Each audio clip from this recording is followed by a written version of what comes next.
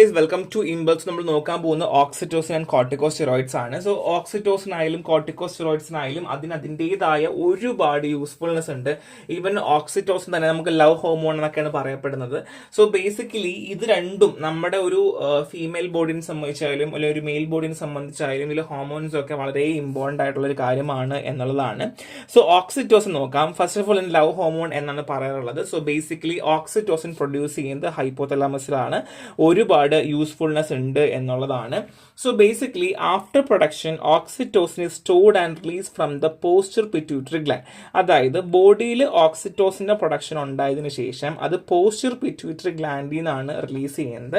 അവിടെ നിന്ന് ആവശ്യമായിട്ടുള്ള കൺട്രോൾ അനുസരിച്ച് നമ്മുടെ ബ്ലഡ് സ്ട്രീംസിലേക്ക് വരുന്നു. സോ ഇവിടെ നമ്മുടെ പോസ്റ്റർ പിറ്റ്യൂട്ടറി ഉണ്ട്, അതിനകത്ത് ആരുണ്ട്, ഓക്സിറ്റോസിൻ ഉണ്ട്. ആവശ്യമുള്ള രീതിയിൽ എന്ത് ചെയ്യുന്നു, നമ്മുടെ ബ്ലഡ് വെസൽസിലേക്ക് എടുത്ത് കൊടുക്കുകയാണ് ചെയ്യേണ്ടാവുക. So multifaceted physiological function oxytocin ആണെങ്കിൽ ചൈൽഡ് ബർത്ത് ആയിക്കോട്ടെ, ലാക്ടേഷൻ ആയിക്കോട്ടെ, സോഷ്യൽ ബോണ്ടിങ് അല്ലെങ്കിൽ റെപ്യൂട്ടേഷൻ, അതായത് നമ്മളെ കൊഗ്നേറ്റീവ് ഫംഗ്ഷൻസ് അല്ലെങ്കിൽ നമുക്ക് ഒരു സോഷ്യൽ ഫംഗ്ഷൻസിന് മാത്രമല്ല, അല്ലെങ്കിൽ അതിനേക്കാൾ മോറോവർ ഒരുപാട് കാര്യങ്ങളുണ്ട്. നമ്മുടെ ക്യാരക്ടർ പോലും നിർണ്ണയിക്കുന്നത് ഓക്സിറ്റോസിൻ എന്ന് പറഞ്ഞാൽ നിങ്ങൾ വിശ്വസിച്ചേ പറ്റുള്ളൂ കേട്ടോ. സോ അത് മാത്രമല്ല, നെക്സ്റ്റ് ന്യൂറോ ട്രാൻസ്മിറ്റർ ഫംഗ്ഷൻ ആണ്. So basically oxytocin neuro transmitter ആണ്. നമ്മുടെ ഇമോഷൻ റെസ്പോൺസില്ലേ, നമ്മൾ വിഷമിക്കുമ്പോഴും സങ്കടപ്പെടുമ്പോഴും ഒക്കെ നമ്മൾ ഹെൽപ്പ് ചെയ്യുന്നതാണ് ഓക്സിറ്റോസിൻ ഹോർമോൺ ആണ് എന്നുള്ളതാണ് കേട്ടോ. സോ ഇത്രയും കാര്യങ്ങൾ നോക്കി വെക്കുക. It's very very important. So basic കുറച്ചൊരു മാത്രമായിട്ടുള്ളൂ. പിന്നെ ഓക്സിറ്റോസിൻ ലേബറിൽ എങ്ങനെയാണ് ഹെൽപ്പ് ചെയ്യുന്നത്? സോ പ്രഗ്നൻസി ഫുൾ ടേം ആവുമ്പോൾ നമ്മുടെ ആ ഒരു നമ്മൾ പറയില്ലേ, ഞാൻ 12 മാസം ചുമന്നാണ് പ്രസവിച്ചെന്ന് പറയില്ല, അതേപോലെ തന്നെ ആ ഒരു 9 month ഒക്കെ ആവുമ്പോൾ ആ ഒരു ലേബറിന് ആ ഒരു ടൈമൊക്കെ ആകുമ്പോൾ നമ്മളെ ബോഡിയിൽ കൺട്രാക്ഷൻ വേണ്ടി, നമുക്ക് ആ വൈകിന് ഒരു കൺട്രാക്ഷൻ കൊടുക്കാൻ വേണ്ടി, മുറുക്കം കൊടുക്കാൻ വേണ്ടി ഹെൽപ്പ് ചെയ്യുന്നത് ഓക്സിറ്റോസിൻ ആണ്.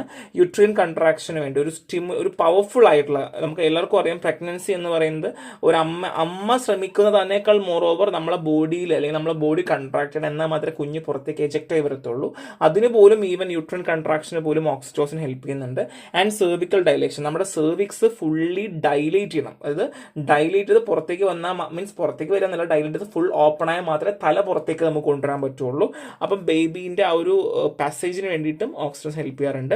അതിൻ്റെ പോസ്റ്റ് പാർട്ടം എഫക്ട്, ഡെലിവറിക്ക് ശേഷം തിരിച്ച് യൂട്രസ് പണ്ടത്തെ പോലെ തന്നെ വരണമെന്നുണ്ടെങ്കിലും നമ്മളെ ഓക്സിറ്റോസിൻ ഹെൽപ്പ് ചെയ്യാറുണ്ട്. അത് മാത്രമല്ല, പ്ലസന്റ് പുറത്തേക്ക് എക്സ്പെൽഷൻ ചെയ്യണമെങ്കിൽ പോലും പിന്നെ ഒരു കൺട്രാക്ഷൻ കൊടുത്തിട്ടാണ് ഓക്സിറ്റോസിൻ ഹെൽപ്പ് ചെയ്യുന്നത്. സോ ഈ ഓക്സിറ്റോസിൻ എന്ന് പറഞ്ഞാൽ ഇപ്പം ഡെലിവറി അല്ലെങ്കിൽ ഒരു സ്ത്രീനെ സംബന്ധിച്ച ഡെലിവറി എന്ന് പറയുന്നത് ഒറ്റ സ്റ്റെപ്പിൽ കുഞ്ഞ് പുറത്ത് വരുന്നു എന്നുള്ളതല്ല. ചിലപ്പോൾ സ്റ്റാർട്ട് ചെയ്യുന്ന ഒരു തലേദിവസം മുതൽ സ്റ്റാർട്ട് ചെയ്യും, വേദന തുടങ്ങി അത് ചിലപ്പോൾ തീരുന്നത് പിറ്റേ ദിവസം ഒരു 8 മണിക്കൂർ 12 മണിക്കൂറൊക്കെ കഴിഞ്ഞിട്ടായിരിക്കും, അല്ലെങ്കിൽ ഒരു 12 മണിക്കൂർ കഴിഞ്ഞിട്ടായിരിക്കും പ്രഗ്നൻസി ഡെലിവറി എന്നൊരു സ്റ്റേജിലേക്ക് എത്തുന്നത് കേട്ടോ. അപ്പം ഈ ഒരു കൺട്രാക്ഷൻ തുടങ്ങുന്നത് മുതൽ ആ ഒരു ഡെലിവറി കഴിഞ്ഞ് അകത്തുള്ള ഈ ഒരു കുഞ്ഞിൻ്റെ പ്ലാസൻ്റ് തന്നെ പുറത്തേക്ക് വരുന്നത് വരെയുള്ള പോയിന്റ് വരെ ഹെൽപ്പ് ചെയ്യുന്ന ഹോർമോൺ ഓക്സിറ്റോസിൻ ആണ് എന്നുള്ളതാണ് കേട്ടോ. സോ ഓക്സിറ്റോസിൻ റോള് ലാക്ടേഷനിൽ എങ്ങനെയാണെന്ന് വെച്ചാൽ, എപ്പോഴാണോ ഡെലിവറി കംപ്ലീറ്റ് ആവുന്നത് ഓക്സിറ്റോസിൻ ഉടനെ എന്ത് ചെയ്യുന്നു, പ്രൊലാക്റ്റിൻ, അതായത് നമ്മളെ ബോഡിയിൽ പ്രൊലാക്റ്റിൻ കൂട്ടിയിട്ട് മിൽക്ക് പ്രൊഡക്ഷന് വേണ്ടി ഹെൽപ്പ് ചെയ്യുന്നു, ബ്രസ്റ്റ് ഫീഡിങ്ങിന് വേണ്ടി ഹെൽപ്പ് ചെയ്യുന്നു എന്നുള്ളതാണ്.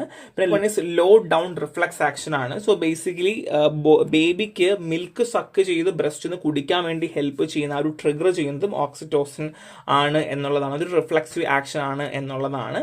സോ അത് മാത്രമല്ല, മിൽക്ക് സക്ക് ചെയ്യുന്ന സമയത്ത് അവിടെ നിന്ന് ആ മിൽക്ക് വരണമല്ലോ അല്ലെങ്കിൽ ഊസ് ഔട്ട് ചെയ്യണമല്ലോ, അതിന് ഹെൽപ്പ് ചെയ്യുന്നത് ഓക്സിറ്റോസിന്റെ റിഫ്ലക്സീവ് ആക്ഷൻ ആണ്. ആൻഡ് മിൽക്ക് എജക്ഷൻ ഓൾറെഡി പറഞ്ഞതുപോലെ. ആൻഡ് ബോണ്ടിങ് എൻഹാൻസ്മെന്റ്, ഈ കുഞ്ഞും അമ്മയും തമ്മിൽ ഒരു ബോണ്ടിങ് ക്രിയേറ്റ് ചെയ്യിപ്പിക്കാൻ ഹെൽപ്പ് ചെയ്യുന്നത് ഓക്സിറ്റോസിൻ ആണ്. അപ്പം മിൽക്ക് പ്രൊഡക്ഷൻ ആൻഡ് മിൽക്ക് എജക്ഷന് വേണ്ടി ആൻഡ് ബോണ്ടിങ് എൻഹാൻസ്മെന്റിന് വേണ്ടിയിട്ടും ഓക്സിറ്റോസിൻ ഹെൽപ്പ് ചെയ്യാറുണ്ട് എന്നുള്ളതാണ്. So next one social bonding and oxytocin ആണ്. സോ ബേസിക്കലി സോഷ്യൽ ഇന്ററാക്ഷൻ, മറ്റുള്ള നമ്മൾ എങ്ങനെ പെരുമാറുന്നു, അല്ലെങ്കിൽ റൊമാൻറ്റിക് റിലേഷൻഷിപ്പ്, അല്ലെങ്കിൽ മദർ ചൈൽഡ് ബോണ്ടിനൊക്കെ ഓക്സിറ്റോസിൻ ഹെൽപ്പ് ചെയ്യാറുണ്ട്. നിങ്ങൾ വായിച്ചാൽ മതി, അധികമൊന്നും ഇല്ല, അങ്ങനെ ക്വസ്റ്റ്യൻ ഒന്നും ചോദിക്കത്തുണ്ടാവില്ല. സോ ഓക്സിറ്റോസിന്റെ പത്തോളജിക്കൽ കണ്ടീഷൻ ആണ്. So autism, anxiety, depression, eating disorder. So ഓട്ടിസത്തിന്റെ കാര്യത്തിൽ ലോ ലെവൽ ഒബ്സർവ്ഡ്, അത് ഓക്സിറ്റോസിൻ ലോ ലെവൽ ഒബ്സർവ് ചെയ്യുന്ന, അല്ലെങ്കിൽ ബോഡിയിൽ എപ്പോഴാണോ കുഞ്ഞുങ്ങളുടെ ലോ ലെവൽ ആയിട്ട് ഓക്സിറ്റോസിൻ കാണുക ആ സമയത്ത് എന്ത് ചെയ്യാം, ഓട്ടിസം കാണാം. And anxiolytic and antidepressant എഫക്റ്റും ഓക്സിറ്റോസിനിൽ ഇംബാലൻസ് വന്നു കഴിഞ്ഞാൽ കാണാം. ആൻഡ് ഈറ്റിംഗ് ഡിസോർഡർ, ചില ആൾക്കാർക്ക് തന്നെ വിഷമം വരും, അല്ലെങ്കിൽ സങ്കടം വരും, ഇമോഷണലിയൊക്കെ പ്രശ്നങ്ങൾ വരുമ്പോൾ ഒരുപാട് ആഹാരം വലിച്ചു വാരി കഴിക്കില്ല. അതൊക്കെ ഈ ഓക്സിറ്റോസിൻ്റെ ആയിട്ട് ബന്ധപ്പെട്ട് എന്നാണ് പറയപ്പെടുന്നത്. സോ ബേസിക്കലി കുറച്ച് കണ്ടീഷൻ പറയുന്നുള്ളൂ. സോ ജസ്റ്റ് നോക്കി വെക്കുക, അത് എഴുതി വെക്കുക കേട്ടോ. ദാറ്റ്സ് എളുപ്പമായിരിക്കും. So next one is clinical application of oxytocin. ഞാൻ ഓൾറെഡി പറഞ്ഞു, labour induction and breastfeeding, autism research and mental health ട്രീറ്റ്മെന്റിനൊക്കെ ഓക്സിറ്റോസിൻ ഹെൽപ്പ് ചെയ്യും. സോ ബേസിക്കലി ഓക്സിറ്റോസിന്റെ കാര്യങ്ങൾ മേജറായിട്ട് എന്തൊക്കെയാണെന്ന് മാത്രം നോക്കുക, എവിടെ റിലീസ് ചെയ്യുന്ന നോക്കുക, അത് മാത്രമേ ആവശ്യമുള്ളൂ. So next one is corticosteroids ആണ്. നാച്ചുറലി പ്രൊഡ്യൂസ് ചെയ്യുന്നതാണ് നമ്മുടെ ബോഡിയിൽ കോർട്ടിക്കോസ്റ്റിറോയിഡ് ഹോർമോൺസ് അഡനൽ കോർട്ടക്സിലാണ്. സോ നമ്മുടെ ബോഡിയുടെ ഫംഗ്ഷൻസ് ആയാലും ഹോമിയോസ്റ്റാസിനൊക്കെ ഹെൽപ്പ് ചെയ്യുന്നതാണ്. ബോഡി ഫംഗ്ഷൻസ് അറിയാമല്ലോ. ഹോമിയോസ്റ്റാസ് എന്ന് പറഞ്ഞാൽ എന്താണ്? ഇപ്പൊ എക്സാമ്പിൾ നമ്മുടെ ബോഡി അഡാപ്റ്റേഷൻ ആണ് നമ്മൾ ഹോമിയോസ്റ്റാസ് എന്ന് പറയാം. അതായത് ഇപ്പൊ എക്സാമ്പിൾ നമ്മൾ എന്താണ് ചൂട് സമയത്ത് പോവുകയാണ്, അല്ലെങ്കിൽ ചൂട് കാലാവസ്ഥയിലേക്ക് പോവുകയാണെങ്കിൽ നമ്മുടെ ബോഡി ഓട്ടോമാറ്റിക്കലി വിയർക്കില്ല. എന്തുകൊണ്ടാണ്? നമ്മളെ ബോഡി മെക്കാനിസം ആണ്. ഇപ്പൊ തണുത്ത കാലാവസ്ഥയിൽ പോവുകയാണ്, അപ്പൊ നമുക്ക് ഒരുപാട് ബോഡിയൊക്കെ ഇങ്ങനെ കുമ്പള പോലെ വരില്ലേ, ചെറിയ ചെറിയ നമുക്ക് എന്താ പറയുക ഗൂസ് ബംസ് വരും. അത് എന്ത് വരുന്നതിന്റെ കാരണമാണ്? അത് റിഫ്ലക്സീവ് ആക്ഷൻ ആണ്. അപ്പൊ ഇതെല്ലാം ഹോമിയോസ്റ്റാസിസ് ആണ് കേട്ടോ. ഇനി നമ്മൾ വെള്ളം കുടിക്കുന്നില്ല, അപ്പൊ നമ്മളെ ബോഡിയിൽ യൂറിന്റെ ഔട്ട്പുട്ട് കുറയ്ക്കുന്നു. അപ്പൊ അങ്ങനെയുള്ള വർക്കിംഗ് ഒക്കെ നമ്മളെ ബോഡി ചെയ്യുന്ന രീതിയാണ് നമ്മൾ ഹോമിയോസ്റ്റാസിസ് എന്ന് പറയാം. സോ നാച്ചുറൽ കോർട്ടിക്കോസ്റ്റിറോയിഡ്സ് മാത്രമല്ല സിന്തറ്റിക് കോർട്ടിക്കോസ്റ്റിറോയിഡ്സുകളും ഉണ്ട് എന്നുള്ളതാണ്. സോ കാർബോഹൈഡ്രേറ്റ്, ഫാറ്റ്, പ്രോട്ടീൻ മെറ്റബോളിസിനൊക്കെ ആര് ഹെൽപ്പ് ചെയ്യാറുണ്ട്? കോർട്ടിക്കോസ്റ്റിറോയിഡ്സ് ഹെൽപ്പ് ചെയ്യാറുണ്ട്. ആൻഡ് സ്ട്രെസ് റെസ്പോൺസ്, ബേസിക്കലി നമ്മളെ ബോഡിയിലുള്ള ബ്ലഡ് ഷുഗർ ലെവല്, നമ്മുടെ സ്ട്രെസ്, നമ്മുടെ പ്രഷർ, നമ്മുടെ ഇമ്മ്യൂൺ സിസ്റ്റത്തിന്റെ മെയിൻ്റനൻസ് ഒക്കെ ആര് ഹെൽപ്പ് ചെയ്യാറുണ്ട്? കോർട്ടിക്കോസ്റ്റിറോയിഡ്സ് ഉണ്ട്. അപ്പോൾ രണ്ട് കാര്യങ്ങൾ മാത്രം ശ്രദ്ധിക്കാവുള്ളൂ. അഡൽ കോർട്ടിക്സ് ആണ്, ആൻഡ് മെറ്റബോളിക് റെഗുലേഷനും സ്ട്രെസ് റെസ്പോൺസിനും ആര് ഹെൽപ്പ് ചെയ്യാറുണ്ട്? കോർട്ടിക്കോസ്റ്റിറോയിഡ്സ് ഹെൽപ്പ് ചെയ്യാറുണ്ട് എന്നുള്ളത് നോക്കാം. ആൻഡ് ഫിസിയോളജിക്കൽ റോള് പറയുവാണെങ്കിൽ ഞാൻ ഓൾറെഡി പറഞ്ഞത് തന്നെയാണ്, അത് നിങ്ങൾ വായിച്ചു പോയാൽ മതി. Metabolic regulation, immune modulation, stress response and electrolyte balance ആണ് എന്നുള്ളതാണ്. സോ സ്ട്രെസ് റെസ്പോൺസ് ഫ്ലൈറ്റ് ഒരു ഫൈറ്റ് ഇല്ലേ, അത് നമുക്ക് ചെയ്യണോ വേണ്ടയോ എന്നുള്ള രീതി കാര്യങ്ങളൊക്കെ ചെയ്യുന്നതൊക്കെ കോർട്ടിക്കോസ്റ്റിറോയിഡ്സ് വായിച്ചാൽ മതി. നമ്മൾ സെയിം പറഞ്ഞ കാര്യം തന്നെയാണ്, അധികം ഒന്നും വാരി വലിച്ച് പഠിക്കാനൊന്നും അതിനകത്തില്ല എന്നുള്ളതാണ്. സോ പത്തോളജിക്കൽ റെഗുലേഷൻ പറയുവാണെങ്കിൽ first one is inflammatory disorder ആണ്. സോ കോർട്ടിക്കോസ്റ്റിറോയിഡ്സ് നമ്മളെ ഇൻഫ്ലമേഷൻ, നമ്മളെ ബോഡിയിൽ ഇൻഫ്ലമേഷൻ ഉണ്ടാകുമ്പോൾ, അല്ലെങ്കിൽ നമുക്ക് റുമറ്റോയ്ഡ് ആർത്രൈറ്റിസ്, ആസ്മ, അല്ലെങ്കിൽ ഓട്ടോ ഇമ്മ്യൂൺ ഡിസോർഡേഴ്സ് ഇല്ലേ, അതിനൊക്കെ നമ്മൾ കൊടുക്കാറുണ്ട്. നമ്മുടെ ബോഡിയിൽ സ്വെല്ലിങ്സ് ഒക്കെ ഉണ്ടാവുന്ന സമയത്ത് നമ്മൾ എന്ത് ചെയ്യാറുണ്ട്? ഇൻഫ്ലമേറ്ററി ഡിസോർഡേഴ്സ് നമ്മൾ കോർട്ടിക്കോസ്റ്റിറോയിഡ്സ് കൊടുക്കാറുണ്ട് എന്നുള്ളതാണ്. ഇപ്പോൾ ചില ആൾക്കാർക്ക് സന്ധി വേദനയൊക്കെ പറയില്ലേ, അവർക്കൊക്കെ എന്ത് കൊടുക്കാറുണ്ട്? കോർട്ടിക്കോസ്റ്റിറോയിഡ്സ് കൊടുക്കാറുണ്ട്. പിന്നെ അലർജിക് റിയാക്ഷൻ, സിവിയർ ആയിട്ടുള്ള അനാഫൈലാറ്റിക് ആയിട്ടുള്ള, അല്ലെങ്കിൽ നമുക്ക് എക്സ്പെക്ട് ചെയ്യാതെ പെട്ടെന്നുണ്ടാവുന്ന അലർജിക് റിയാക്ഷൻസ്, ചൊറിച്ചില്, സ്വെല്ലിങ്, അല്ലെങ്കിൽ നമ്മൾ ഇമ്മ്യൂൺ റെസ്പോൺസ് ഭയങ്കരമായിട്ട് ഓവർ ആക്റ്റീവ് ആവുക, അങ്ങനെയുള്ള കാര്യങ്ങളിലൊക്കെ നമുക്ക് കുറയ്ക്കാൻ വേണ്ടിയിട്ട് ആരും ഉപയോഗിക്കാറുണ്ട്? കോർട്ടിക്കോസ്റ്റിറോയിഡ്സ് ഉപയോഗിക്കാറുണ്ട്. ആൻഡ് ക്യാൻസർ ട്രീറ്റ്മെന്റ്, ഒരുപാട് ക്യാൻസർ ടൈപ്പിനൊക്കെ നമ്മൾ കോമ്പിനേഷൻ തെറാപ്പി ആയിട്ട് കോർട്ടിക്കോസ്റ്റിറോയിഡ്സ് ഉപയോഗിക്കാറുണ്ട്. അപ്പോൾ എന്തൊക്കെ പറഞ്ഞാൽ ഇൻഫ്ലമേഷൻ കുറയ്ക്കാൻ വേണ്ടി, അലർജിക് റിയാക്ഷന് വേണ്ടി, ക്യാൻസർ ട്രീറ്റ്മെന്റിനും ആര് കൊടുക്കാറുണ്ട്? കോർട്ടിക്കോസ്റ്റിറോയിഡ്സിനെ കൊടുക്കാറുണ്ട് എന്നുള്ളതാണ്.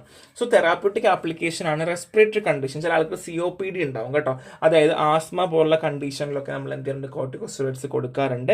സ്കിൻ ഡിസോർഡേഴ്സ്, ചില ആൾക്ക് എക്സീമ, സോറിയാസിസ്, അല്ലെങ്കിൽ ഇൻഫ്ലമേഷൻ, ഇച്ചിങ് ഒക്കെ ഉണ്ടാവില്ലേ, അപ്പോൾ നമ്മൾ കൊടുക്കാറുണ്ട്.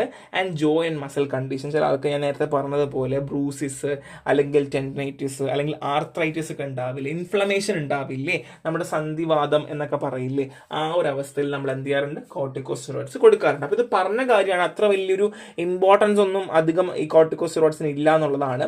ഇതിൻ്റെയും ക്ലാസിഫിക്കേഷൻ ഞാൻ എന്ത് ചെയ്യാം? PDF ആയിട്ട് ഞാൻ ഓൾറെഡി നോട്ടിൽ കൊടുത്തേക്കാം, നിങ്ങളതും കൂടി നോക്കിക്കോളാം കേട്ടോ. ഞാൻ ഇതിലേക്ക് ഇൻക്ലൂഡ് ചെയ്തിട്ടില്ല, എനിക്കൊരു വിട്ടുപോയതാണ്. സോ ഞാൻ ഇതിലേക്ക് ആഡ് ചെയ്തോളാം. സോ നെക്സ്റ്റ് വേണം. Thank you.